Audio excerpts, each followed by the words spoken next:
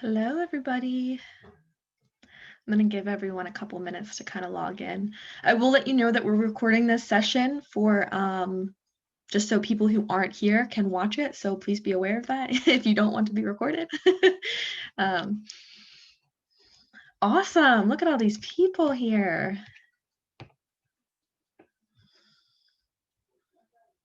Woohoo. You don't have to show me your video camera, but it is nice if I get to see your lovely faces.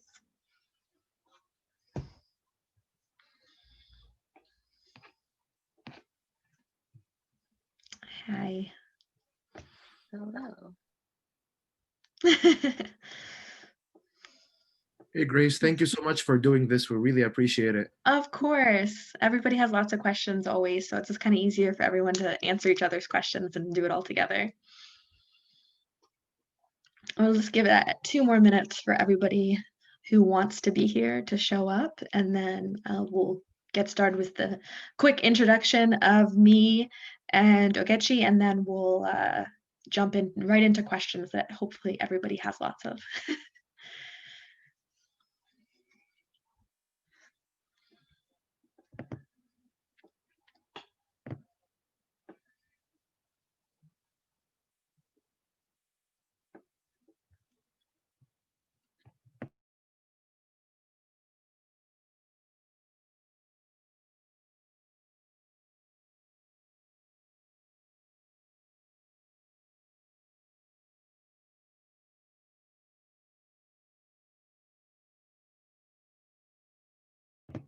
Okay, so it looks like everybody's joined for the moment. I'm sure other people will come in and out.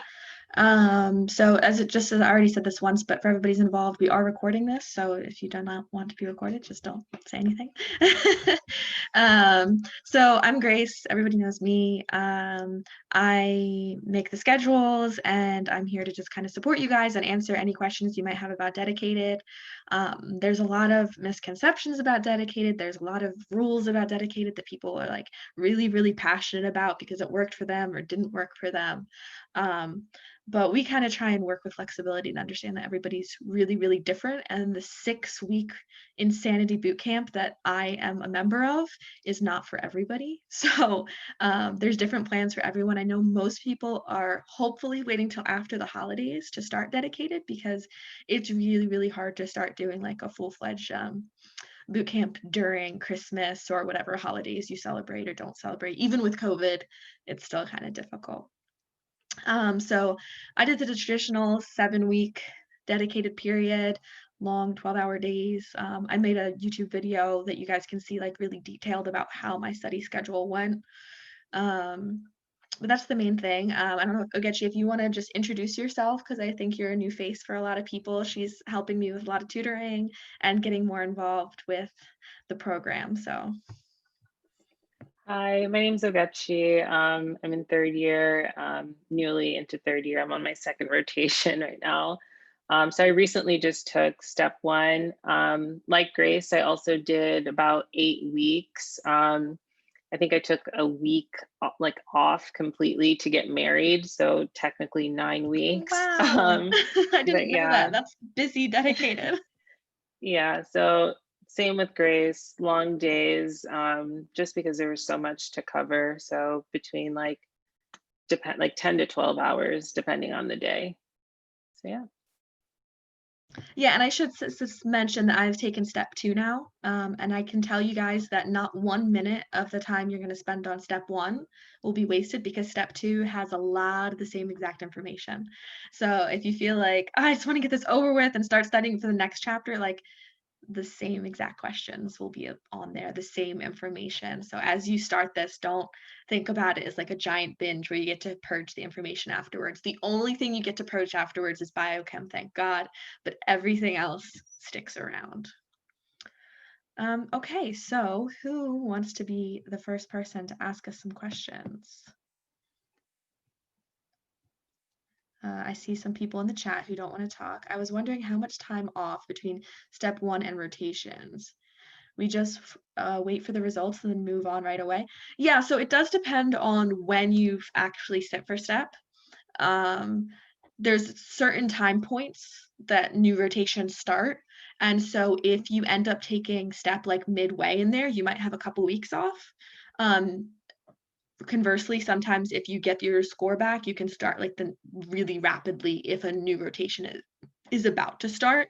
The most you'll probably ever have off in between is about a month if you hit just right with the rotation schedule, which isn't a bad thing, but usually it's only a couple weeks after you get your results, that is. So they usually wait for that results, and results take 3 weeks to come back. Quick question. Yes. Yes, so I want to ask, I loved your schedules. Thank you so much for taking the time on making those schedules. I really appreciate it. I also wanted to ask, how would you recommend on making those personalized to our own things? Like you have it in a specific time frame, which worked for you. So how would you recommend doing it personalized for each one of us? Yeah, so one of the things I have on that schedule, which I think is kind of silly, even though I have it there, is like all the videos that you should watch, 3 of these, 4 of these, do these first aid pages, which is really nice if you're in mindset just want to cover everything. But the way to personalize it is to do videos on things you get wrong, right? Like you can watch the picture eyes on cystic fibrosis, but if you got all your cystic fibrosis questions right, why bother, right?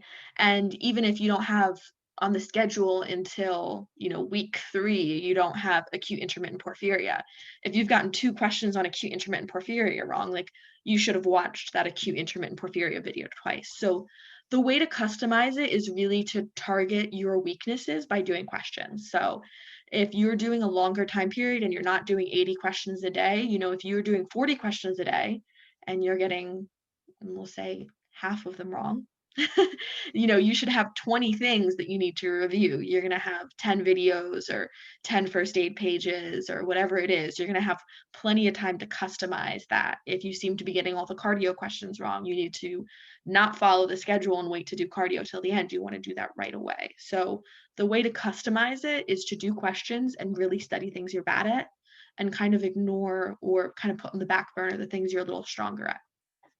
Does that answer your question? Yes, thank you. And Ogechi, if you have any comments, please feel free to jump in. I'm just going to keep talking until. I would say also to the point of customizing it, it's also important to figure out what resources are working well for you, because there may be something that's on there that's not necessarily working and you're spending a lot of time just trying to understand like how to use the resource. Just cut it out if it's not working, or find something else that would work or that would take less time to try to like sift through. If Pathoma doesn't work for you, like don't waste your time on Pathoma. Use what works. Absolutely. So there was a lot of resources that I had never used until Dedicated. I was really struggling with physiology, and I was like, well, Boards and Beyond just isn't working. I'm still getting these questions wrong. So then I got a Physio account and I rewatched on anything that I was really struggling with. Until I finally mastered physiology or got it good enough that I could get the answers right. We do have a question here regarding step prep. So some of the step prep programs are really good. It really depends on how you learn well. If you're somebody who really enjoys lectures and really enjoys like sitting in class and having someone explain something, a step prep program like Kaplan is really good for you because they do go through a lot of high yield things. They have PowerPoints, they have images, they'll do practice questions with you. So that's for people who learn really well for lectures. If you're somebody who really learns well from small group interactions, that's the people who really flourish in the Kansas program. If you're great at small group, if you're somebody who all of SGU despised small groups and can't stand learning from your peers, that's probably not for you, right? And tutoring is if you have a little bit more financial strength and you're able to learn best one-on-one. When you're able to really understand when somebody's looking at you and explaining things to you and doing it just in your brain space. So all 3 of those options work really well. It's just understanding what type of learner you are, which by this point, hopefully, you know. So What about you, Getchy? Did you have any personal experience with any of the tutoring or programs like that? I initially started out with a tutor, and I think one thing with that is like finding a tutor that like understands your needs. So I struggled initially a little bit because like I felt um, my tutor was kind of like trying to change my learning style into like how like she would learn and like what was best for her. So it was really difficult in that sense. But after that, I kind of just, kind of try to figure it out on my own because I was so like maybe a little scarred from that. Yeah, and I had a tutor for a little while, and I had a slightly better experience. They taught me a lot. They worked with my brain a little bit better. They had a very more simple viewpoint of how to handle the exam and was able to teach me some things. It wasn't like the biggest change in my score or anything like that, but it was definitely nice to have someone explain some of the NBME questions for me. Hey Grace, I just wanted to say thanks for the schedules also. Of course. I have a quick question for you though. First of all, I was actually wondering who your tutor was. That would be really good if you could like drop that information, or I don't know how I could get that information from you. Sure. Yeah. So I used USMLE Pro, and they just randomly assigned me to somebody who had a really high score, and he was a nice guy. Ogechi and I also tutor for a little bit cheaper price tag, but a lot of the tutoring services, they're going to be fine. They're just going to be expensive. But they do have usually some sort of guarantee tied in there where like if you do this many hours and if you follow what they recommend, that like sometimes you can get some of your money back if something like doesn't come out the way you want it to. But I haven't seen a real difference in the different tutoring services. I have friends who work for Kaplan. Most of my friends work for me, but everybody has kind of different experiences. But I used USMLE Pro. I'm not sure what Ogechi used. That's good. And what about programs? Like what kind of programs help for test taking? And like approaching questions and stuff. What do you mean programs? Like what kind of programs, as in like I don't know, all the sorts of things you guys talked about. I'm new to all of it, so Okay. I just like whatever that means to you. Like I feel like I guess like sorts of like I guess what you brought up Kaplan and stuff, but like any other sorts of like, yeah, Kaplan versus Kansas and all that So sort of stuff. Kansas is really good about test taking. They have this method that they're really strict with, where like you have to go in like a specific order and you have to cross out certain ones, and you get more points if your second answer is more correct or your first answer is more correct. And I really like how they do that. Kansas is a little hard because the pace is really fast. You have to do 80 questions every single day and NBME every weekend. It's really intense, and there's not a lot of solo time where you can catch up. But I do love how they teach test taking. I think it's really good. It's just if you're somebody who knows that you have to go at your own pace, it's really hard to keep up, or you have to just kind of have the confidence to say like, I'm not coming to session today, like I need to study. But then if you don't come to their sessions, you lose some of the guarantees about like money and like repeating the program. So you have to be really aware of that. Okay, so there's more incentive with Kansas. I wouldn't say that. It's just if you're test taking wise, they have like a whole program for it. Kaplan does teach some test taking stuff, but I don't know if it's as much of like a stepwise fashion. But I haven't been in any of those programs, so I'm speaking from other people. We can make a post on the website for on the Facebook group for other people who have been in Kansas and Kaplan to kind of like talk about the pros and cons. But what it comes down to is some people love Kansas, some people hate it. Some people love Kaplan, some people hate it. It really depends on your learning style. And do they have like, do you know if they have any like trials or trial offers or something? I don't think so. Most programs don't want you to. And part of that is because trying anything for a couple days or even a week is not going to work. And you're going to be frustrated with the results. All these programs are trying to retrain your brains, and that takes some time period. So, but we can definitely put you in contact with people who have done both or one or the other on the Facebook page so that you can reach out to them and ask like really specific questions about the programs that we can't really answer.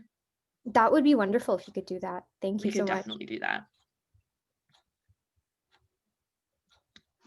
Okay, I'm just going to answer one of the questions in the group so that we don't, in the chat, so we don't get too behind on those people. What is the most common time to take step one for the current term fives if we shoot for July. So current term fives is in the people who have not finished term 5 yet. I believe the date for taking STEP is usually July 17th, July 20th, something like that. I believe the January class, you guys have to take it by April. Those are like the recommendations. You can always take longer than that if things aren't working out, but it will delay your clinical start dates. So just be aware of that. But yeah, it's usually July 20th, I think, is the deadline, at least for my term, if you're in the August class. And sometime in April, I'm sure all of you guys know that date. It's probably already been bombarded at you for the April class. Do you recommend using USMLE RX to go through first aid more efficiently? Or if you're referring to questions, I think USMLE RX is a great resource to work on weaknesses. Your main test bank should always be Eworld. Eworld is your textbook, it is your Bible. You're going to be using that a lot, but I mentioned that like I struggled a little bit more with physio. So every day, once my brain was tired of the really hard Eworld questions, I'd go and do like 20 or 30, just like kind of rapid fire, maybe a little bit more half-assed RX physio questions, just to keep practicing it and to keep looking at the first aid. I wouldn't make it a priority to like get through all of RX or use all of the RX flashcards but if it's something that you're weak on and you keep getting wrong on Eworld, like you're going to have to practice that more. Also the same thing with AMBOSS, past test, any of those other question banks. Usually they're best used for your weaknesses.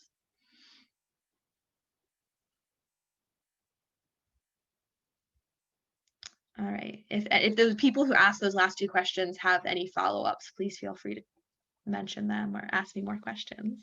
I have a question. So you talked about doing a prep program. How do you incorporate prep program plus normal step studying together in a whole day, like in a day? Like how do you do both of them?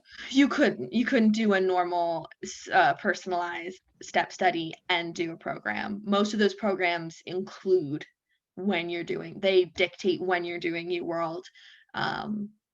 Maybe more with Kansas than Kaplan. I think Kaplan is like, from what I remember, they would be like, do all your questions in the morning and then we'll meet at 1. And I think Kaplan's very similar. Most of the programs say start early in the morning, 7, 8 a.m., do all of your questions, then review them, and then they'll have you like break out into small groups or break out into lecture.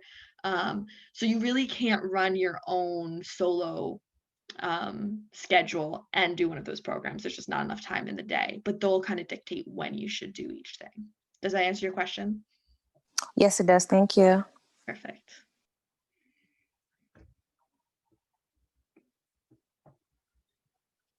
I have a question if nobody else does yet. Sure. So I'm a big Anki person. I know you've talked quite a bit about your Anki use in some of the YouTube stuff that I've seen you explain. Can you talk a little bit about your filter deck use for Anki while you're doing questions? Because what I've been doing, I found that making cards, because I'm really meticulous, like I like detail and stuff. It was taking me way too long to get through questions, like to just go through my Eworld wrongs. And so what I've been doing is going into Anki, searching, finding, unlocking, typing in under the missed questions, like a brief summary of like the stem of the question, things that I thought were important that I pulled from there, putting the answer, and then just making sure I understand the concept. Can you go elaborate a little bit about how you did it so I can kind of incorporate that maybe into how I'm doing? Yeah. So generally speaking, I would do that same thing. So for a filter deck where you're trying to focus on things you're getting wrong, right? So you get a question on acute intermittent porphyria, you forgot the enzyme, you go watch the picture eyes, and then you search your Anki deck for acute intermittent porphyria. The benefits of that are you don't have to take the time to make the card. Also, generally, the people who made the card have a better idea of what you really need to know, right? Because there's 6 paragraphs in Eworld about acute intermittent porphyria, and someone took the educational objective and broke it down to the important parts and made that 1 or 2 or 3 Anki cards. So browsing and searching for the information is definitely more efficient. When I make my own cards is when 2 things happen. Either it's a new Eworld question, so there's not already a card made on it, or it's something that's already in my cards. I've done it and I'm still getting it wrong. that's when I make my own card, because you do remember something better when you make your own. And you put it into your own words. So if I'm getting something wrong again, like I forgot the enzyme again, I'm going to make my own card with my own mnemonic and put my own picture in it, even though it takes more time, just because I've already proven that I'm so bad at that subject. Like that is not my strength. It's not going to become my strength.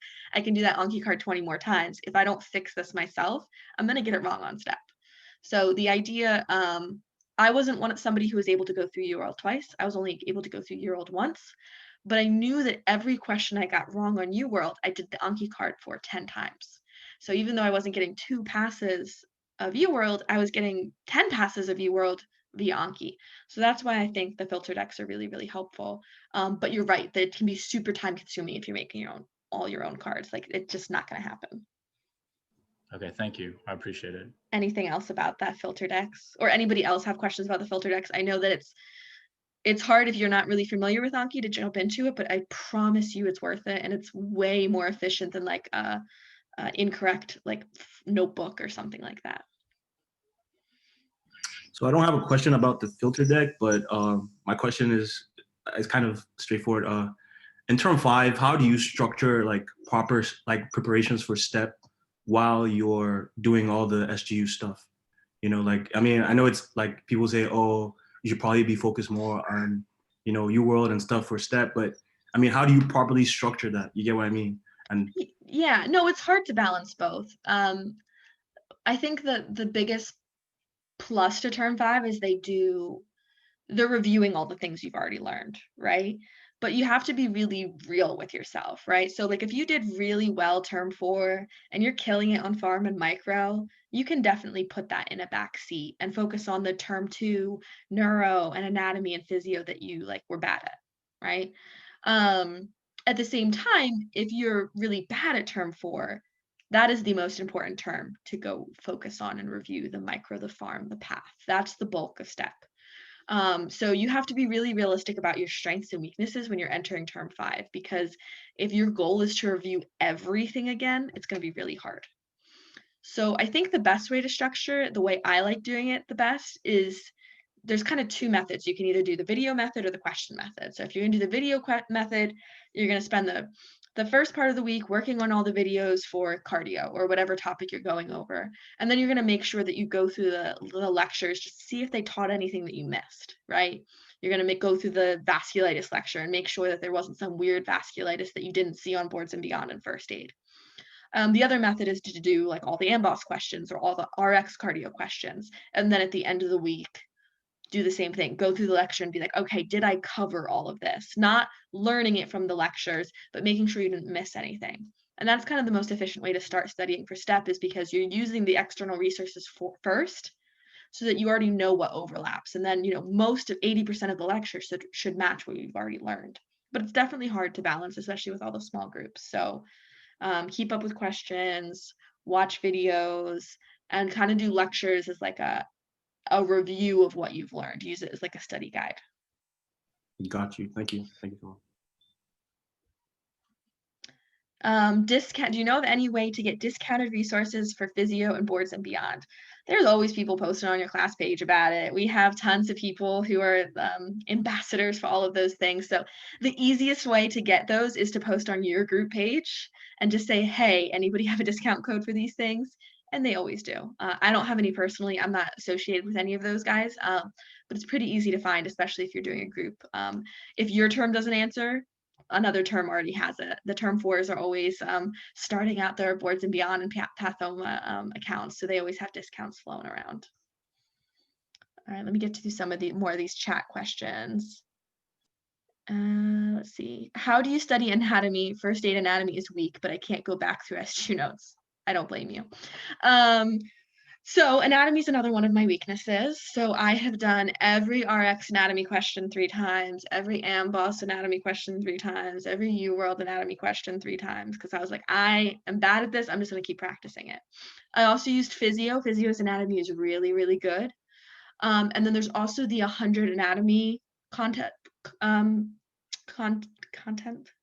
That's the wrong name. Concepts. 100 anatomy concepts, PowerPoint, and Anki deck. That is the most high yield clinical anatomy. And that PowerPoint you can find online, the Anki deck, 100 anatomy concepts you can find anywhere. And that goes to the most tested anatomy concepts to match those questions. So I would say questions, physio, or that 100 anatomy concepts is my favorite. What about you, Agechi? Yeah, I exclusively use the 100 anatomy concepts Anki deck simply because like I couldn't trust myself to do the entire PowerPoint. I think it's only like 300 slides, but like it would be one of those things that I could easily just like skip, and then that accumulates over like a number of days. So just committing to doing like, I think I only did like 25 cards every morning of the anatomy. And you just kind of like got super familiar with it. And so anytime like a question came up, you at the very least could eliminate what the You hadn't answers heard were of. not. And so I went from getting all the anatomy questions wrong and like getting scared every time an anatomy question would come up to getting them all right. So I highly recommend that deck. Yes, same. I really struggled with anatomy and I tried a couple different things.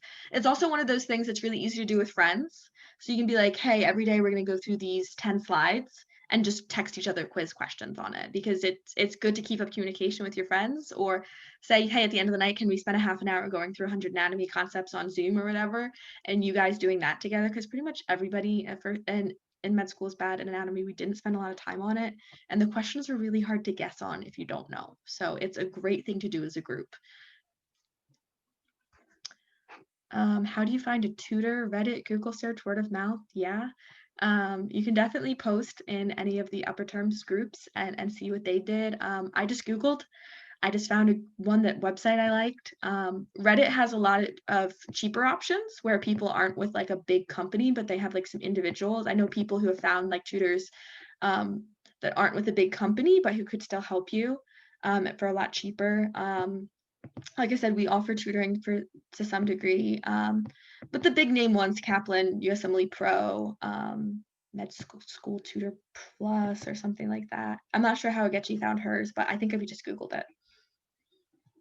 I think mine was like word of mouth, like someone highly recommended someone. But prior to that, I was considering some like tutoring companies that I found like on Reddit and Googling, like through simple Google searches. When would you recommend starting step 1 prep after term 4? So the first exam of term 5 is basically an extension of term 4.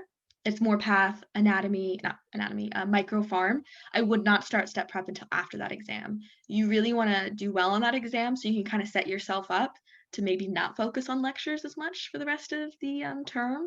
So definitely do the first exam of SGU the same way you would for term 4, and then you can kind of jump into, okay, now it's pre-dedicated time.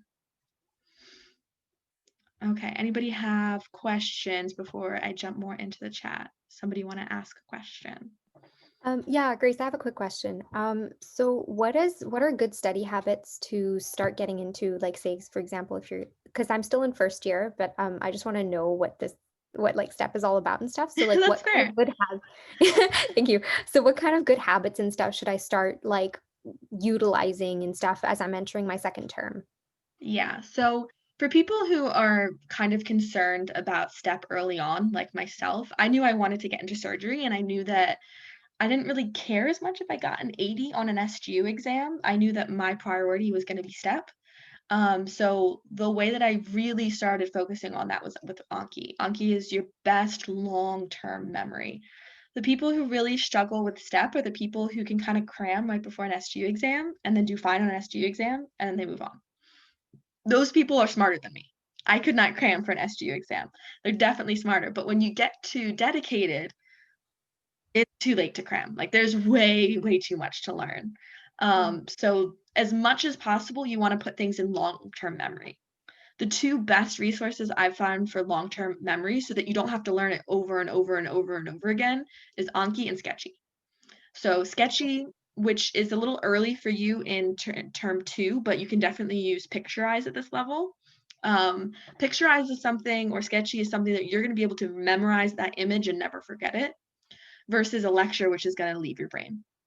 So if you're looking for long-term retention, and study habits to start now, it's visual keys, Anki, and not cramming, just studying every single day and re-looking at things multiple times and really like strengthening those neurons. Because if you see something one time, you can remember it. If you see something 10 times, you can't forget it. And that's what I would recommend. That's wonderful. Thank you. And in terms of, because I've heard term 2 is one of the hardest ones in the first year. And so I was just wondering, like, what sort of study habits should I start looking into, so that, like, you know, like what should I do to improve like my term 1 is basically what I'm trying to ask. More practice questions. There's so much in term 2 to get bogged down on. There's so much anatomy and detail and 17 steps of the Krebs cycle. And there's just, it's harder than term 1, but you're also smarter than term 1. So it's not like not doable.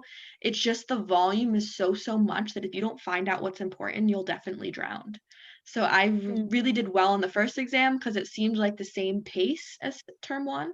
And then once you get into DM, it's like 6 weeks GI, and it's just like a massive amount of information. And if you're not a biochemist, you're gonna be like, what the heck? So doing practice questions is definitely a way to like target in what's important, because if you try and memorize everything, you're just going to be exhausted. Okay, that's really good. Thank you so much, Grace. I'll get you any thoughts for long-term memory or how to tackle term 2. Yeah, I think that like active learning really becomes like super essential in like term 2 and beyond. Like you said, like doing questions. I personally, and I know it's probably a little bit difficult now that everything's virtual, but term 2 and beyond, group studying kind of became a little more essential, where you're talking things out, because like we would pick the week's lectures, everyone would have like read them and done what they needed to do individually. And then on a Saturday and a Sunday, we would get together and just like talk about each thing. And you find that if you really understand something, you're able to describe it. But if you're having a conversation and you can't really articulate, you know, why something's happening, it kind of like forces you to like in the moment, look it up, figure out the why and explain it, talk it out. So I really think actively trying to like pull information out of your brain is essential for term 2 and beyond. Yeah. Okay, that's wonderful. It's also essential, I think, for dedicated. I mean, a lot of people are solo studiers. I study a lot solo, and it's hard with everything going virtually. But having someone that you even spend an hour a day studying with, where they like quiz you or question you, there's like that rapid review part of first aid where you guys can just quiz each other, or anatomy, like it really does make a difference to hear somebody else's voice and to have someone quiz you and to be like nervous in that moment. Like it really helps. So I think don't lose the community just because we're all virtual. Thank you so much, you guys. When do you suggest start doing Eworld in term 5? So everybody disagrees with me on this. Everyone's like, start Eworld right away in term 5, like finish a whole pass before you start dedicated. And I think that that's a beautiful idea. But I was definitely not smart enough in term 5 to do Eworld. I would try and I would do like 10 questions here or there. I think I had finished like maybe 400 questions, 300 questions by the end of term 5, like a very small amount. So what I really tried to focus on was Ambox, Boss, and RX, because you can select the difficulty level and you can learn question taking and test taking and information without kind of wasting your Eworld questions. Because in dedicated, when you are in theory smart enough to answer Eworld, half of the questions you just kind of remember. But there's nothing wrong with starting it earlier. It's just you're gonna do poorly, and it hurts. It hurts to get a 30% on a Eworld block. Like it really just does not feel good. And that's fine. It's fine to do that, but you have to have a lot of self-confidence to get a 30% on a block every day and still keep moving and still keep learning and really getting that. So Ogechi, when did you start using Eworld? I really tried in term 5 and it just did not happen until dedicated. I think I did like one Eworld block at the start of term 5. I think I scored like in the 30s or 40s or something. And then I was like, okay, maybe this is an accident. And then I did another block and same thing. And I was like, I can't. I also did not start Eworld until dedicated. I think it was actually beneficial to do it that way, and just kind of I went through the sections in first aid alongside like what was we were covering in term 5. So it was an easier way to like break everything up. So that when dedicated did come, like I'd done all the refreshing that needed to be done from everything we learned in the first year. And so now I actually truly knew like what my baseline was.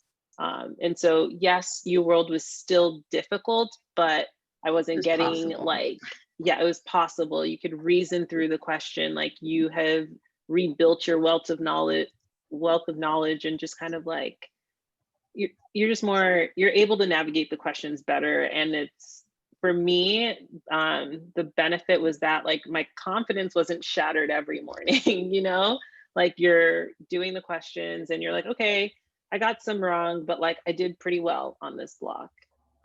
So highly recommend.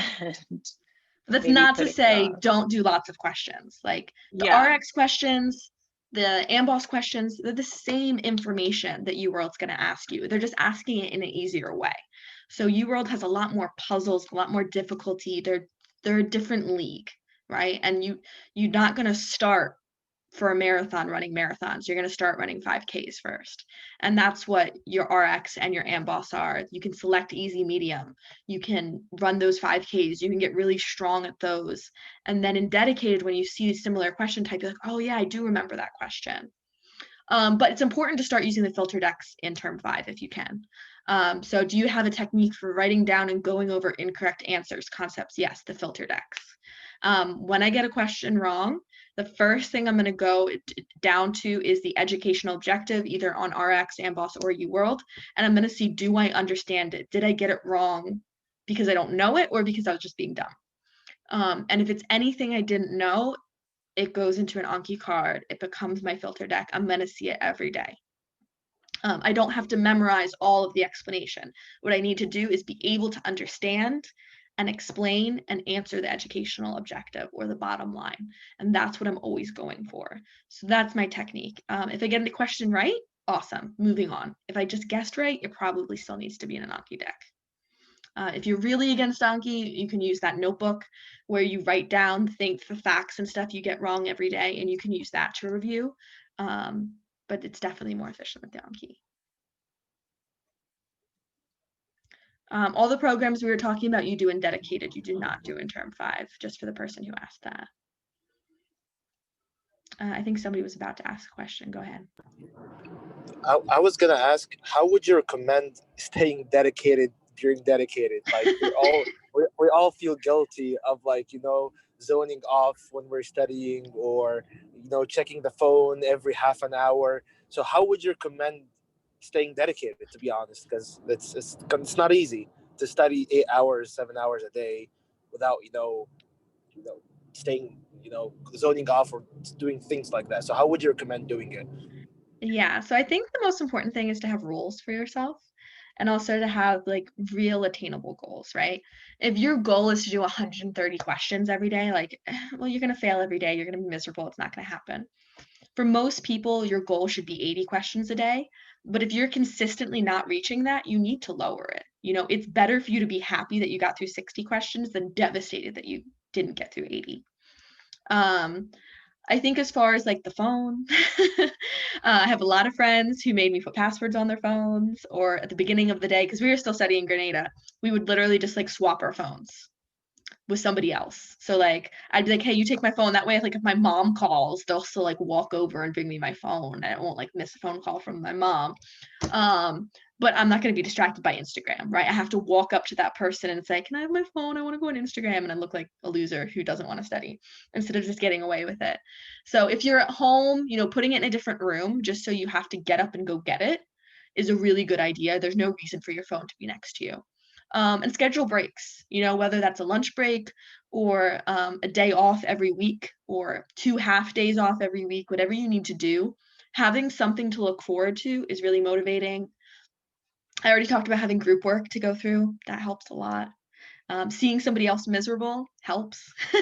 That you both feel frustrated, that you're both looking at your phone too much, but your phone should be in a different room. There's just no way around it. You can turn off your like all of your settings on your computer. There's no reason for Chrome to be up. especially when you're doing questions. Towards the end of the day, if you goof off a little bit, but who cares? But you should have some sort of goal that you have to reach and some sort of like thing after that. So if your goal is like, I'm definitely getting done 80 questions, I might not get through 4 videos, but I would like to get through 4 videos. You know, those are kind of like the minimal attainable goals and your high attainable goals. And just keep talking to people because we're all struggling. It's hard. It's hard to study that long. Yeah, if you could, I think one of the things that helped me was having friends on Zoom or FaceTime, just because seeing other people be productive personally helped me want to stay productive. Putting your phone in another room. I have friends who like have apps that are like locked. And like Grace said, like you have to like build a realistic schedule of things that you have to get done with those breaks. But I guess another caveat to that would be like, I guess, sorry, I'm just thinking of how to word this without losing my train of thought. Oh God, I'm so bad. I forgot what I was gonna say, you guys. Oh, my It'll come guess back is to what me. you were gonna say is also be like aware of yourself. Like if your break is scheduled for Friday and you wake up Wednesday Yeah. and you feel awful and exhausted and you have your period or your mom is sick and you're worried about her, like just change your schedule. Like it's not gonna die Yeah. if you take off Wednesday instead of Friday. Like you're still a real human in real life and you can tell when it's gonna be a wasted day if you try and work. Like, you know, when you open up that Eworld from the beginning, like, yeah, I could push myself today, but maybe today's a better day for me to take off and go to the park and go for a run and maybe eat like a salad today as opposed to studying all day. Yeah. And then also the other thing too, I was going to add to that was that if you know that you are someone who gets like super tired or your studying is super lazy toward the end of the day, like we all have our limit, don't leave the heavy stuff for that time of day. Because you're just going to feel so bad about yourself, like that you weren't able to get your stuff done. But like you also have to listen to your body too. Yeah. Okay. Then Thank you so much.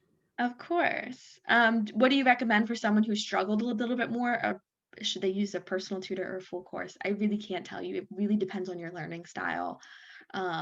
Everybody is really, really different. But you do have to know that it might take you a little bit longer. You might need to work on your weaknesses a little bit more. And you can definitely like start dedicated with a review of content. You know, like dedicated should be all questions. But if you need to take a month to review content, if you know that term 1 and 2 are weak, like you don't have to jump into questions right away. You can say, listen, I'm going to take a month before dedicated to study and to work on my weaknesses and to do amboss questions. Like you can do that. You don't have to follow everybody else's timeline. Just know that if you're going to do a longer time period, you need to schedule in more breaks. You know, you can't do 10 weeks without a break. It's not going to happen. Whether that's every 5 weeks, you need to take 4 days off or something like that. You have to listen to your body.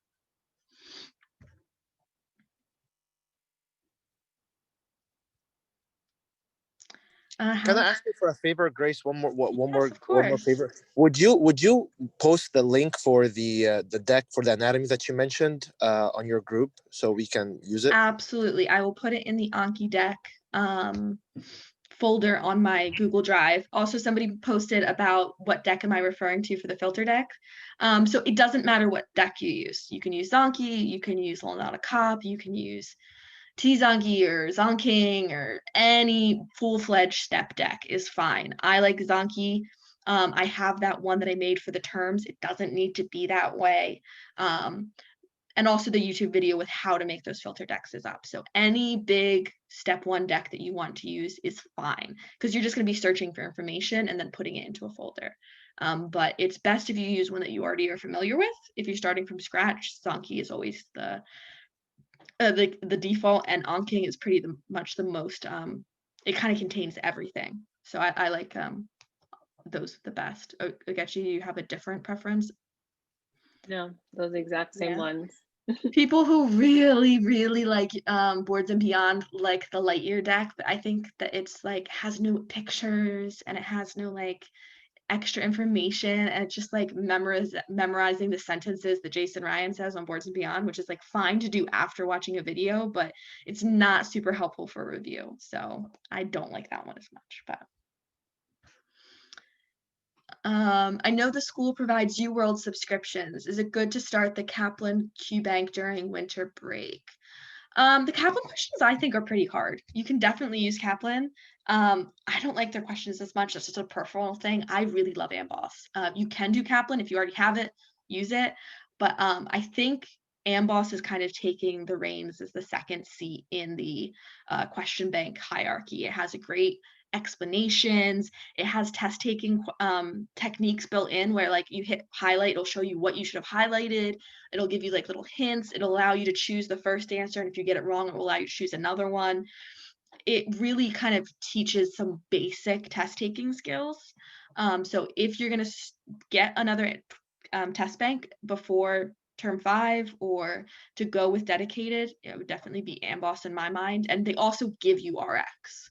So if you have those 3, that's more than enough. I wouldn't go buying Kaplan or Pass Test or anything else. Which Anki deck did you use? Cool. Can we find the 100 anatomy deck? I will post that one after this conversation. Oh, someone just posted it in the chat to everyone. So there's a Dropbox link to it in the chat. If you guys look, you can go all grab the 100 anatomy concept deck, and all 39 of you guys can meet every afternoon and do them together. It'll be great. Who else has more questions?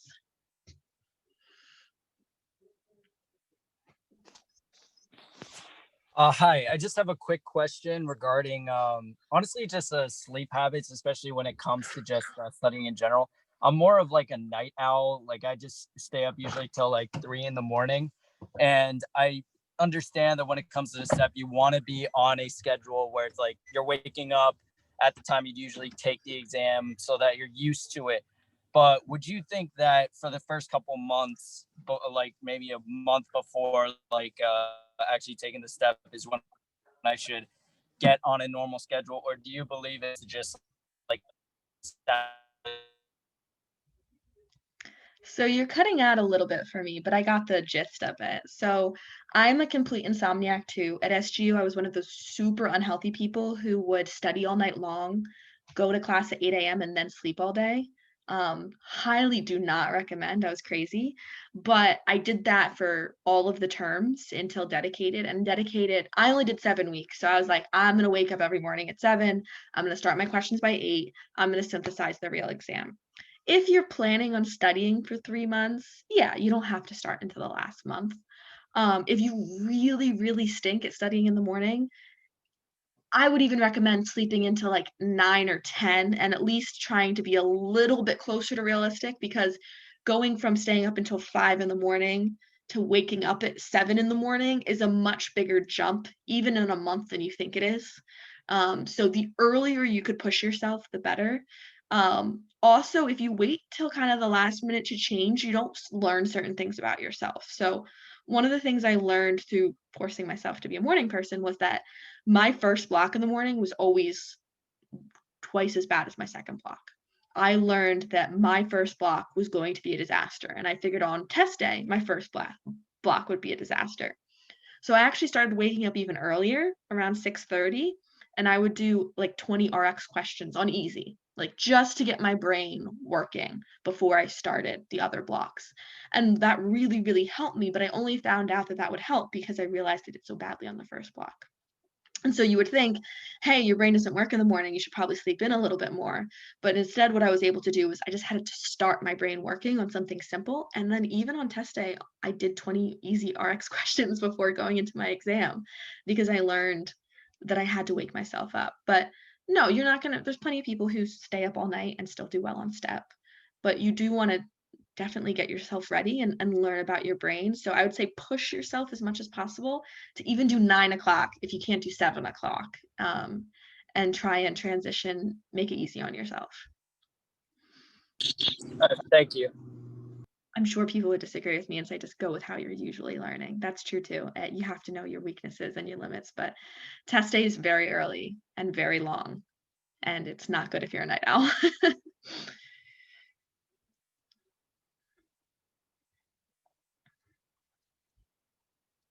Who else? You're next in line.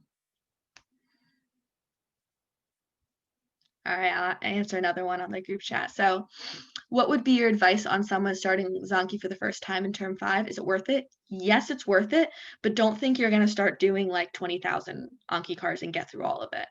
The way to start Anki in term 5 is to just use it for things you get wrong. Start the filter deck idea. If you've never used Anki before, it's not the time to start doing 400, 500 Anki cards a day and doing all of farm or path. It's not going to happen. You're going to get frustrated. But if you want to start using it, do the filter deck idea, do it on questions you get wrong, do it on your weaknesses. You know, maybe you're like, yeah, I never learned FTM. Okay, well, maybe you should do like 30 FTM Anki cards a day. You have 3 months to learn FTM, and maybe Anki cards is a good way to do that. So just do it on a weakness, do it on questions, but don't worry about like getting through a huge bulk of it. You know, someone who finishes all of Anki is somebody who starts from day one.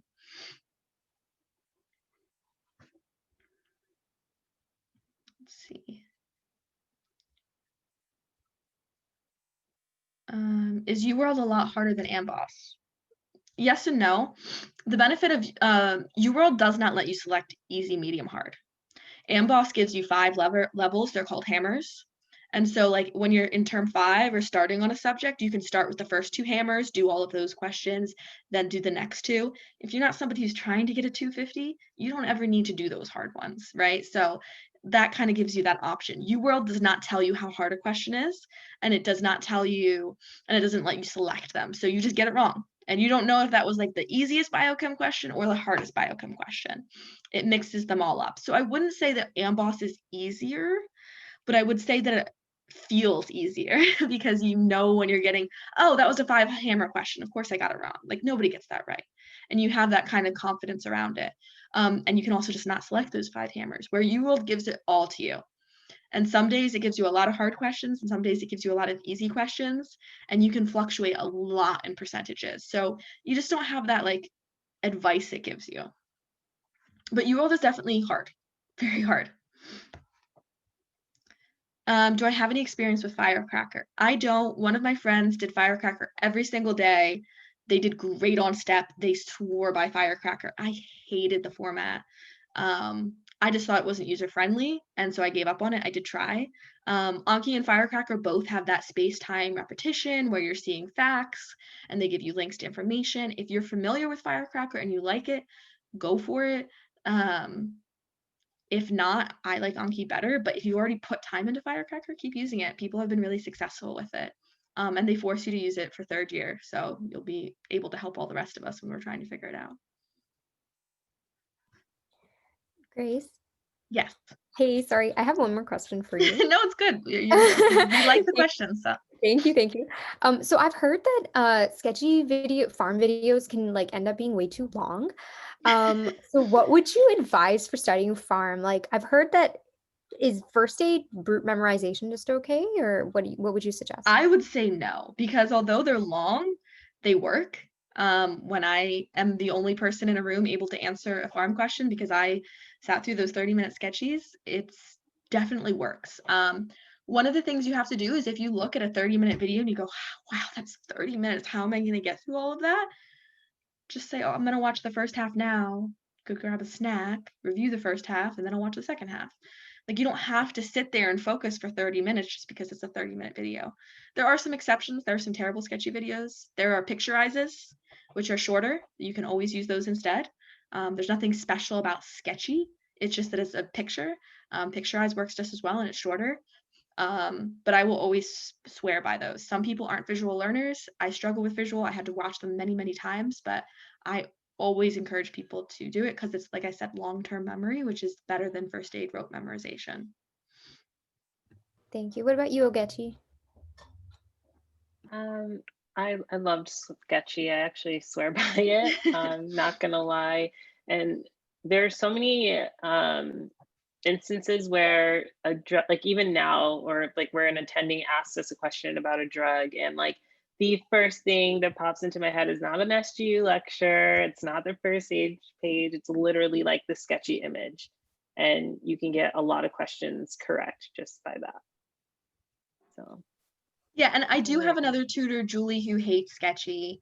And there's plenty of people who will not watch Sketchy. That's fine. Listen, if you can get the questions right, if you can answer them, who cares how you learned it? You can definitely use first aid, but it's going to take more work. You're going to probably have to learn it in a group, or you just have to be brilliant. If you're brilliant, that's great. I'm not. I have to work. I have to find tricks. I have to use mnemonics. A lot of question practice.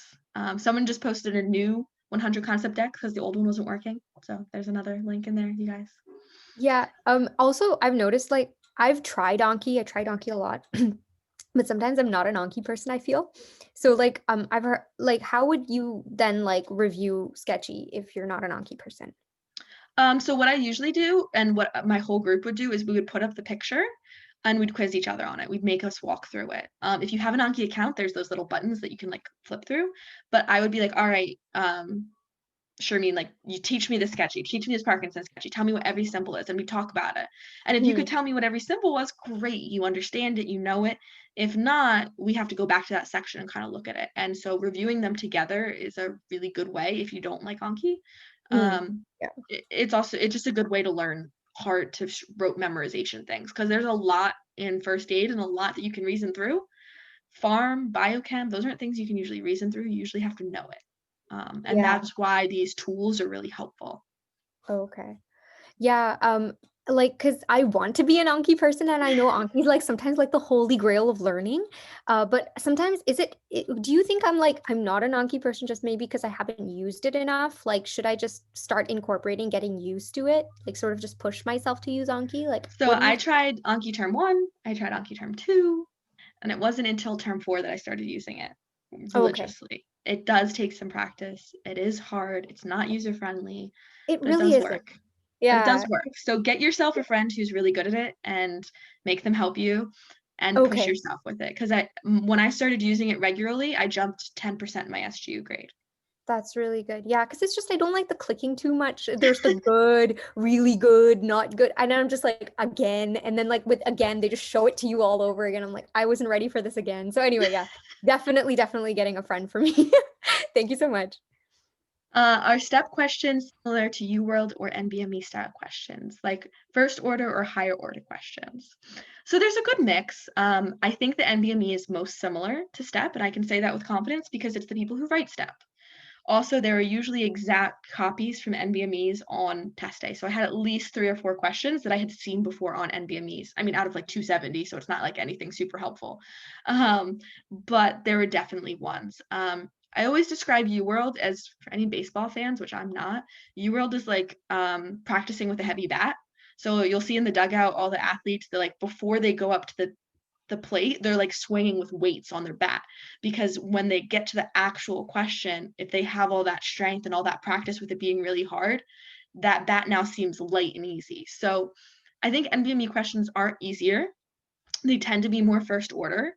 But if you don't practice with the really hard questions, it's a lot more scary to see an NBME question. If you're used to Amboss and RX and you do NBMEs, you're going to be like sweating. It's going to be hard.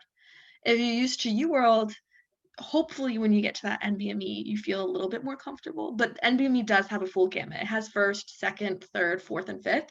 It just has a lot more short answers and short questions than Uworld does. What do you think, Ogechi? Yeah, I feel like step was like NBME and Uworld like had a baby and like made those questions. I felt like they were I felt like Uworld sometimes puts in a lot that is almost like it's meant to confuse you or throw you off. And step and NBME are like not necessarily like that, if that makes sense. So I feel like if you are able to get through Uworld and navigate that, the questions in step seem like a lot more straightforward to like navigate, if that makes sense. Do you feel like SGU prepared you for step 1? In some ways, like surprisingly, yeah. Like there's sometimes when I'm like, oh my God, I only know that from an SGU lecture. And a lot of your lecturers, believe it or not, look at the NBME questions and are writing their exams, not their exams, their lectures to include those informations and like highlighting them. At the same time, your SG lectures tend to have a lot more information than you necessarily need, and you can get bogged down with like detail. I also think that one of the things that SGU probably didn't, whether I just didn't learn it or they didn't teach it, I don't know, but they tend to kind of focus on the details without teaching the big picture. You learn a lot more about how to tell the difference between 8 nephrotic disorders than like what a nephrotic disorder is. And lots of times the NBME questions, like it'll be a nephrotic and then there's only one nephrotic listed and you just have to find the nephrotic. You just have to figure out that it's a nephrotic disorder in general. Like we focus so much on the details and memorizing every little thing that I feel like oftentimes you miss the big picture, what umbrella terms mean, what vocabulary means, like why these things matter. And that's something that I feel like you do get a little bit more from a tutor or a test prep company where they're like, hey, like, what does this mean? Like, why are they asking you about this? And I wish SGU had focused a little bit more on big picture, or that if they had, I would have paid attention a little bit more. But I do feel like it wasn't like a waste of my time. Like a lot of the stuff they taught me came up for sure. But I also used external resources for a lot to kind of buffer whatever they weren't teaching me. The only thing that I really feel like they completely skipped is neurocutaneous disorders. We have no idea why they never teach those.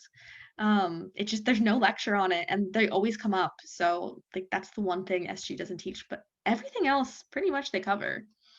What about you, Akechi? Yeah, I agree 100%. I think the only thing that I would say that you just kind of pick up as you go, like as you're studying for dedicated, is the kind of like the layman's term description of what something is. I think sometimes we get lost in like memorizing the details, but like not understanding like what it is we're actually saying. And Eworld and practice questions and NBME are, I think those are like the resources that actually like force you to kind of learn how to, the basic fundamental way to describe something like nephrotic syndrome. Like that would be your answer choice. And if you just know the word nephrotic syndrome and not understanding what that actually means, then you're going to get the question wrong, even though you do know the, I guess, all the things that fall under that umbrella. So yeah, or some of the basics, like there's a lot of times where like the person will have a fever and you press on the organ and it hurts, and then people won't choose an itis. You know, like they'll choose something that isn't inflammatory. It's like this patient has a fever and it hurts. You know that's inflammation. Choose an answer that has itis at the end because that's what that means, inflammatory. You know, choose cholecystitis if they have a fever and their gallbladder hurts. You know, don't overthink things. It's just kind of the basics about what terms mean. Somebody asked like if they have an 80 on an SGU in general, can they do better than that on STEP? Of course you can. Can you do better than that in 6 weeks? Probably not. I think that the best predictor they always say is your GPA, but that doesn't mean you can't beat that. As long as you say, okay, why do I only have an 80 at SGU, which is a perfectly respectable score. I didn't break the 80 mark until term 4. But you have to say, okay, was I not doing enough questions? Am I not a great test taker? Was I not using Anki? Was I not using Sketchy? What was it that was holding you back? Am I going to take the time to fix it? Because you know that there's something that you always avoided. Everybody who struggles, there's always something. I'm like, okay, but what have you been avoiding? And they're like, oh, biostats or cardio. I just can't learn it. You can, you just have to give yourself the time to really learn it. And so if you want to do better and really fly on STEP, you're going to have to take time on your weaknesses and get rid of them. But it is possible. It just, you probably need a little bit. I have a question. Hey, Grace and Hello. Oki. Hi, thank you guys so much for doing this. So I want to go back to what you said about Firecracker. I love Firecracker. Like Awesome. I do. I have been using it since term 1. I really love it. So I'm leaning towards using Firecracker and Uworld. So Absolutely. my question is the person that you talked about that did great on STEP with the Firecracker, do they have a DES group on Facebook? Can They I? don't, but if you send me a message after this on Facebook, I will hook you up with them because they really swore by it. They used it since term 1. They did a lot of practice questions, and I'm sure they would love to tell you about it. I think they actually did better on STEP than I did. So they're definitely a success story for Firecracker. So just send me a DM afterwards, and I'll see if she's okay with talking with you. I'm sure she will. Okay, thank you so much. Yeah, I swear by it too. Good. And you may see my question again on the chat. I just typed it twice, so you can. Okay, that's fine. Thank you. Who else has a question? We've got lots more in the chat, so speak up because we might not get to you if you don't. What time of day do you do your Anki cards? I struggle with balancing it. So for me, I would do it with every meal. So breakfast, 30 minutes, lunch, 30 minutes, dinner, 30 minutes. That right there is an hour and a half. And then I would do it at the end of the day when my brain was tired. I would even watch Netflix or something while doing it. It can be a little bit more passive. Or we would do it with my friends. Again, I keep talking about my group. I had a really good study group. I know everybody doesn't have that, but we would just sit in a circle and ask each other Anki cards and like trip people up on things we had already gotten wrong. But yeah, if you do half an hour breakfast, lunch, and dinner, that's an hour and a half that you just did. And it's a great in between so that you're not wasting your meals doing a complete like hour break, but you're also not like fully studying through all those time periods. So if you give yourself an hour for lunch and a half an hour of it, you're doing Anki, that's a really good balance. But a lot of it was done at the end of the day when I was laying in bed before I like turned off my computer and went to sleep. When do you do them, Ogechi? I did them. So I found that like with you, you said your first block was like usually your worst. My brain is so slow in the morning. So I would do my Anki in the morning. I would wake up like early, like so because I wanted to start Uworld at 8:30 because 8:30 was when my test was going to be. So I would wake up like an hour and a half before that, and then I would do my Anki and then start my day. So. Yeah, so that's a perfect method too. It's like starting in the morning and doing a lot. It doesn't require a lot of brain power for Anki, so you definitely want to use it at time periods when you're tired. For me, that's at the end of the day. Forget you those in the beginning. Whenever you feel like, oh, I couldn't do questions right now, I could do some Anki. That's kind of the method. Sarah, I think you unmuted your. There you go. Okay, I wasn't sure if you had a question or if it was just a mistake. If you aren't a fan of the Lightyear deck for Boards and Beyond, which deck would you use to review Boards and Beyond? If you're trying to review a Boards and Beyond video, the Lightyear deck is perfect for that. There's nothing wrong with that. It's just if you're doing like a bunch of cards in general, it's another deck is more helpful. But if you're trying to specifically, I watched this video, now I'm going to do cards on it, that is the Lightyear deck. That is the correct deck for that. It's just not as good, I think, for filter decks and stuff. But if you're using it from the beginning, just keep using it. I'm not trying to suggest anybody change. It's just if you're starting out, it's probably not your best starting out deck. Ooh, really good question. Okay, everybody listen to this one. I am tired. I don't want to study over the holiday season, but I don't want to do nothing. Okay, this is a perfect time to review term 1 and term 2 material, right? This is a perfect time to look at the Krebs cycle and histone deacetylase and all of that nonsense because you guys have been studying farm and micro and path for a long time, right? That is definitely what you are doing. I don't necessarily need you to like become a master of these things, but if you want to do 10 genetics questions every morning and review 2 pages of first aid genetics or term 1 physio or something like that, MSK, it is the perfect time to like spend an hour or 2 on a weakness. Please don't do more than that. Please like relax. I took at least 2 weeks off before I started dedicated. But you guys have a longer time period, right? You have this whole holiday season. So if you want to spend an hour or 2 or something, make it on your weaknesses, make it on things you just haven't seen in a long time. Like maybe you were great at FTM. You still haven't seen it in a year, unless you really studied that during term 5. So please look over those first 60 pages of first aid. There's not that much, but if you haven't seen homocystinuria in a while, you're probably going to get the questions wrong on it, even if you were really good at it before. The second link is better that Carlos posted. Thank you. How do I use Zonkey anatomy decks, micro decks, and simultaneously? I feel burnt out using all three. So that's when you're trying to use all three. Don't try and use all three. Just try and do it for questions you get wrong. Don't try and do every card for each. Or just give yourself a limit. I'm only going to do 20 of each, 20 cards or 30 cards. You don't need to be doing 1,000 all the time unless that's your primary resource. I did have a friend who did 2,000 Anki cards every day. They didn't watch videos. They barely did practice questions. All they did was Anki every single day. That worked really well for him. He had been doing it since term 1. He killed step because he used Anki nonstop and did thousands of cards every day. And that was like his thing. Probably not something that you can balance everything else with. So just be realistic with your goals. If your goal is to do 100 of these cards, do 100 of those cards and don't worry about doing anything more. People are saying they can't Google the Kansas program. I don't know the link to the Kansas program. I don't know if it's SGU specific or how that works. Somebody with Kansas information, please post it in the group, or we'll find it for you. Send me a message if you can't find it by the end of this, or post it on the Facebook group. Someone will 100% link you to the Kansas program.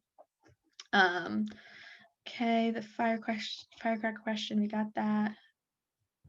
Hey Grace, I just had a quick question. I don't think I quite understood your last statement about using multiple decks. So I know in term 4, I used 3 decks. So the Pathoma deck, the Sketchy deck, and then the Lightyear deck. Mm-hmm. But I wasn't doing all of the cards from all of those decks. It was specifically from all of the videos that I've watched. So Okay. your kind of expertise, would you recommend that we focus on one deck completely to kind of finish, where it's like I'm doing 100 of these cards and then the other decks solely the videos that I've watched, or like what? No, you can definitely use them just for the videos you've watched, you know. It makes sense when you finish the sketchy video to do the sketchy cards. Like the Boards and Beyond ones, if you're watching the sketchy for malaria, you don't need to do the Boards and Beyond video on malaria. You don't need to do the Lightyear deck on malaria. You just did the sketchy cards on it. So try not to double dip. If you're watching a sketchy path on ovarian cancers, you don't need to do the Lightyear deck or Boards and Beyond deck on ovarian cancers. Like whatever you're doing, stick with that. It would be better to see one thing 3 times than three things one time, if that makes sense. Does that kind of answer your question? Yes, absolutely. For the questions though that we might not be seeing, would you recommend continuously doing like a Anking deck, for example, so that you are possibly covering something that you might not have seen in a video or seen in a question, but you've covered in a card? See what I mean? Yeah, so there's always like some little detail in a card that isn't in a video or something. If you're still in term 4 or the first exam of term 5, when you're trying to learn everything, great. In dedicated, that won't work. Like you really don't care about the little details. You care about getting the question right and learning what you need to identify for that. So if you're at a time period where you have enough time to learn every single little detail and you want a 260, go for it. If you're someone who wants a 215 and you want to pass and you want to move on to the next stage of your life, whatever the video tells you is going to be more than enough, and you can kind of skip some of those extra little details. It doesn't mean they don't help. It's just you don't need to know every detail on step. You need to be able to synthesize together what the patient has and how to. Perfect. Thank you. Who's next?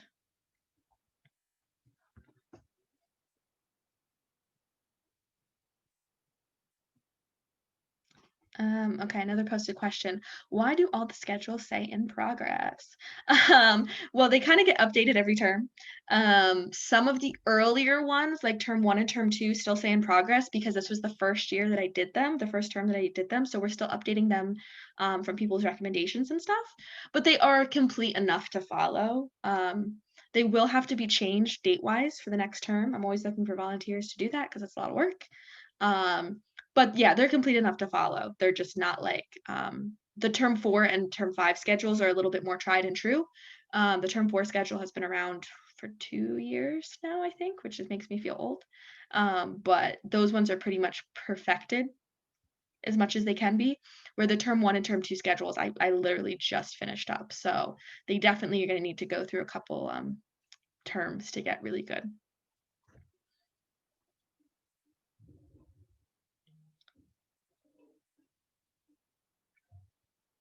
If you go to SGU Anki Peeps, the how to approach Anki video is great. Yes, SGU Anki Peeps are the best. Whenever somebody asks me for a technical issue with Anki, I send you there because I'm not a tech person. So follow SGU Anki Peeps. They have tons of great decks.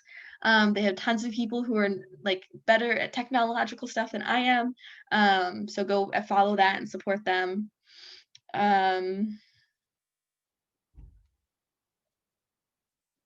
Do you find that reviewing Anki after every video is a fundamental part of dedicated for term 5, like going through Sketchy in term 4 and stuff? No, honestly, I just didn't have time to do that. Like 80% of my day was spent on Eworld.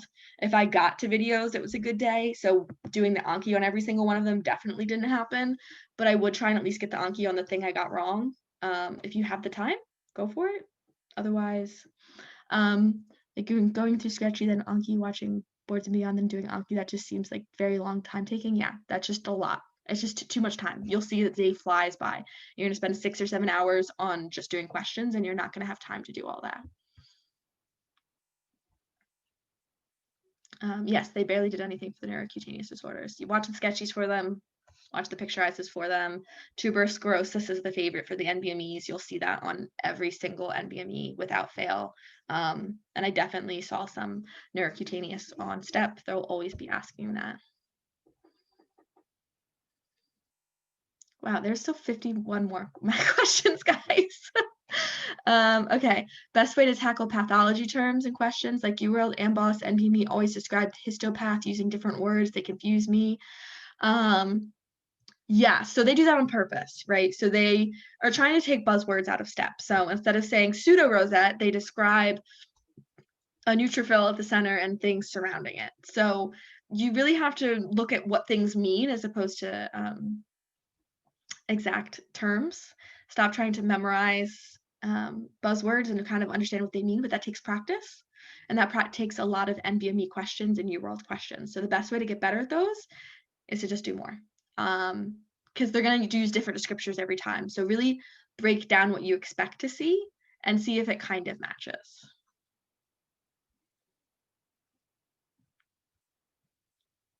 When to recommend starting first aid annotating as early as possible. Whenever you can. Oh, someone posted the link for the Kansas program, so everybody has that.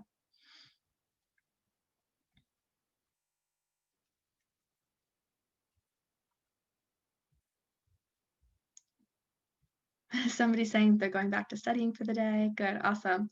Okay, if I'm late to the Zonkey game for term 5, would you recommend just doing term 4 related Anki cards? Is that feasible? You can, yeah. You can do whatever you want to. I still think it's easiest to do things on your weaknesses, and don't waste time doing all the Anki cards on your strengths. But you can definitely do the term 4 decks. Those are always high yield. So, all right, guys, that is the last of the questions on the group chat, which means that you guys can ask any final questions here, and we'll let you get back to studying. I'm going to stick around here as long as people keep asking questions, but I think we probably touched on most things, and you know that you guys can message me with any extra questions if you weren't comfortable talking in the group, or if you remember something later. But the Kansas link was posted, the 100 Anatomy deck was posted, and all the other Anki decks and the videos are in my drive.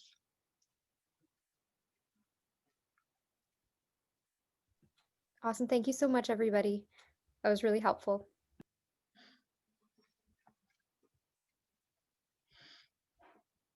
Okay, we're dropping like flies. Anybody else? Susan, thank you for keeping their camera on. It was nice to have a face to look at. I was like, well, why not? It's not like it's for the professors or doctors, and I don't really care. I loved it. Thank you. And thanks Yeah, again thank for you. I coming. appreciate it. It's good to hear, like, if anyone has any questions still. See if Yeah. there's something I haven't thought about. I have a question for annotating like the step 1 book. Is that mostly entail like kind of like I've used it as a reference in the past, but not my like first go-to source for a lot of things. But yeah, could you kind of go through like what you did for annotating your first aid book? Yeah, so the idea of annotating is to kind of keep everything in one place, right? Because are you in term 5 or term 4 or I just finished term 4. So Okay, I've like so used you're it, about but to be watching like a lot of videos and reviewing a lot of topics, yeah. right? So the idea is when I watch the Boards and Beyond video or the sketchy video on pancreatic cancer, right?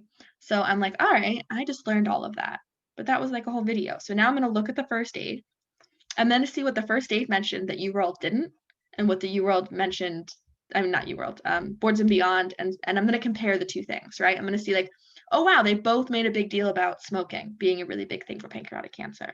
Let me highlight that. Or like, oh, they didn't talk about the treatment, so let me put that in here. And you kind of just say, listen, if I never watch this Boards and Beyond video again, was there anything that first aid's missing that I can write down here, or some trick that he said that would help me remember that I can write down? Because realistically, you're never going to watch that Boards and Beyond video again. And so it's just kind of a way to force you to read the first aid and to maybe highlight it. A lot of people have like some sort of highlighting technique. So they'll have like all the treatments go in yellow, all of the buzzwords go in green, all of the side effects go in blue or whatever. So that kind of is more active learning where they have to like break down like, okay, first aid says this, but is this a side effect? Is this a treatment? Is this a buzzword? And you kind of makes you think a little bit harder as you're going through that paragraph to separate like risk factors and stuff like that. So that's kind of the technique for annotating. If you have a PDF, a lot of people like to add the sketchy pictures or the picturizes pictures so that that's right there for it if they don't want to watch the video again. But it's not like a perfect science. It's just a way to force yourself as you're watching the videos to actively be looking at the first aid. Yeah, that makes sense. And like I just got it, or I'm getting it turned into like a binder now because I'm like a visual person, and then like for like farm lectures or anything, like I liked how I wrote it down. So I just can like put those in to the Exactly. You just want all your stuff in one place. You don't want your notes here and your videos here and everything. So if you have something from like a Clunes lecture that you love and she had like a great slide for, write it down on the side there. Like whatever it is that when you're doing Eworld questions and dedicated, that when you get something wrong on amnioterone, that you go to the amnioterone section, you're like, oh, that mnemonic, I remember that, or I do remember Clunes saying that, or oh yeah, Boards and Beyond said this about it, so that you just have everything right there because you're not going to have time to go back to the lecture, the Boards and Beyond, and everything else. All you're going to have time to do is go back to the first aid. Okay, thank you. And a question about like for term 4, I specifically struggled with drawing connections for path. Like in isolation, I would get each topic, but I can kind of relate when you were saying how like SGU didn't really draw it back to like what is the actual system or like what's happening overall, because like then I just feel like I'm lost when I have those questions on the exams. So I was wondering, like, for now, do you recommend like looking at my pathoma again, or how to? Pathoma can be helpful. It's pretty simple. One of the things I do with my students is when we do a Eworld question and there's somebody who really has problems identifying the disease, because some people identify the disease really easy, but they can't find the answer. And then some people can't identify the disease. I think I'm the first one. And yeah. So what I'll often do is I'll be like, okay, write down what organ system this is. And they'll be like, what? I'm like, what organ system is this? Like they have a, they have a murmur and they have a skin rash. So what organ systems those are? Okay, those are cardio and derm. Okay, so let's think about something that overlaps cardio and derm. What could this be? And I try and like force them to write down what organ system is the main one. Like what's the chief complaint? Was the chief complaint the rash? Is this going to be in the rash section, or was the chief complaint the shortness of breath and the murmur? Is this going to be in the cardio section? So sometimes practicing questions where you're like, okay, if I had to find this in first aid, where would it be? Doing that helps you with the big picture ideas. That's helpful, yeah. But yeah, pathoma, opening up the first aid, like knowing that, it's so weird that Wilson's and hemochromatosis are right next to each other. And they're not in the brain section, they're in the cirrhosis section.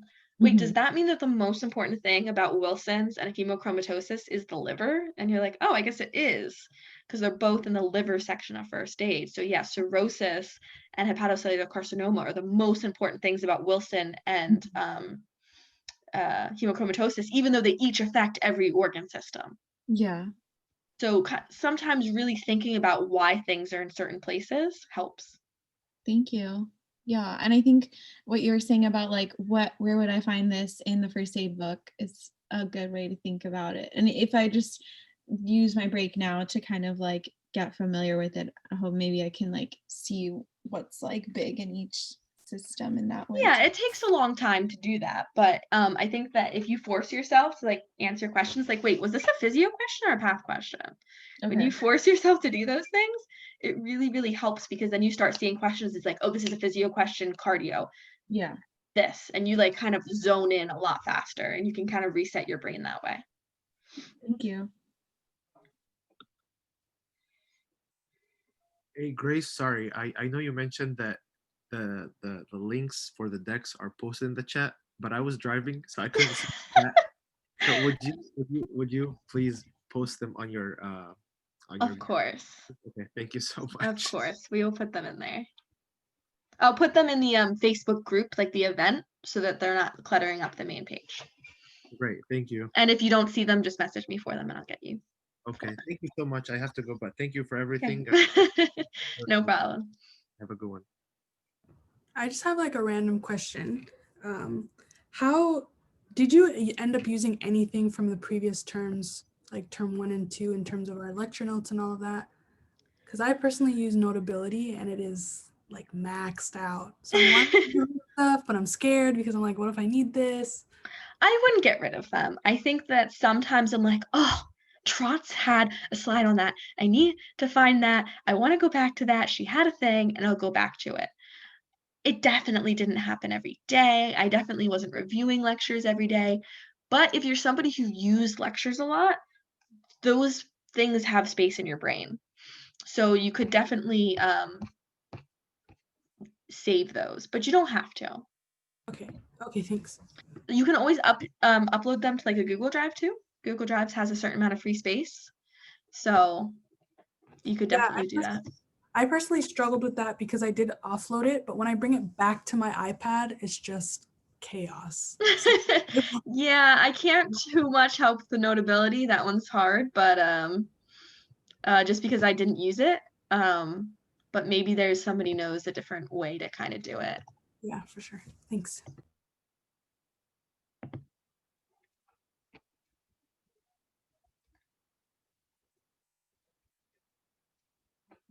Anybody else? I have a question so when I'm starting term 5, do you recommend like having like cutting out a certain portion of the, like you said, to start reviewing FTM, and like I was weak at FTM, so I do want to do that, but do you recommend cutting out, like I like to like be very like scheduled. I love your schedule, and I wonder if like you recommend being like, okay, only like 1 hour a day for like FTM or something like that. Yeah, so you can either do the time way, which is like an hour a day, or you can say like 4 first aid pages or 20 RX questions or whatever. But I think setting a goal for yourself every day on that kind of thing is really good. So I personally went through the first 60 pages of first aid 3 times during dedicated, because we would do like 5 pages a day. And we'd kind of fly through the easier ones and like focus down on the hard ones as a group. But you know, there's probably like 160 MBOS questions on FTM stuff, excluding like the anatomy and physiology. So if you're like, I have, 8 weeks, how many times could I do these 150 questions? It's probably a couple times. So split up how many times you want to see the first aid, or how many times you want to do the questions, or just an hour a day, whatever it is you want to do. Split it up into a realistic amount that you can see once or twice if that's your weakness, and then just do it every day. Okay, thank you.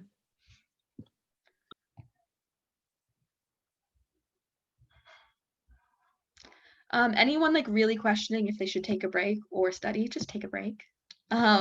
If you really, really want to, just do Anki, do like an hour or 2 a day, but please don't kill yourself. Like your brain, your body needs a break. What you learn in a couple weeks is not going to be a game changer on your term or on your dedicated.